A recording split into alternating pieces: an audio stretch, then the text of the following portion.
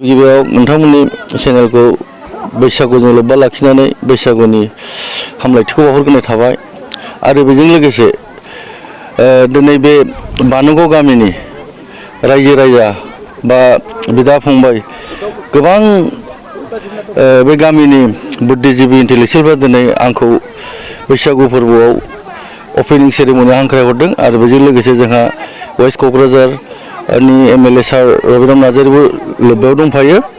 दा आं गावखौनो गाव जोबोद गोजोननाय आरो खुसि मोनदों जाहाथे बिथांमोननि रंजानायाव आंखौबो सामिल लाफादों आरो बे सामिल लानायजों लोगोसे आङो बे गामिनि बयबो साफ्रोमबो बिदा फंबाय बिब' बिनानाव जेसेबां सोमोन्दो गोनां दं बयखौबो आङो जाहाथे दिनैनिफ्राय जागायजेननाय बैसागु फोरबोआ बिथांमोननि गेजेराव सुख सान्ति भाबै बा सान्ति भाबै साननै हाबाफारिखौ मोजां खालामलांनो हायो।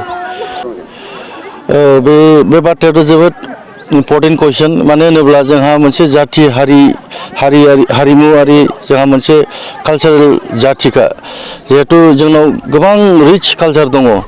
जों जुदि बर' हारि जानानै जुदि साफ्रोमबो गाव गावनि कालचार गाव गावनि हारिमुआरिफोरखौ जुदि फोजोबलाङोबा जोबोद जोंनि थाखाय खहा बा मोनसे खथि जागोन बादि आं सानो। गतिके आं साफ्रोमबो रायजो राजाखौ बर' जाथि जानानै मोनसे खावलायो जाहाथे गाव गावनि आब्रुथि गोनां हारिमुआरि जेसेबां जोंनि कालचारफोर दं जों बेखौ फोजोबना लानो नाङा।